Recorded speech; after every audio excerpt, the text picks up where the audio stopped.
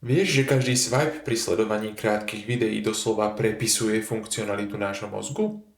Prekvapenie a novota ďalšieho videa vystreluje hladinu dopamínu, hormónu šťastia.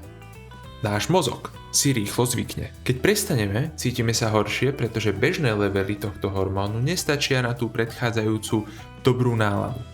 Sme vlastne takí digitálni narkomani. Navyše nám schopnosť udržať pozornosť klesá, pretože sme zavalení informáciami.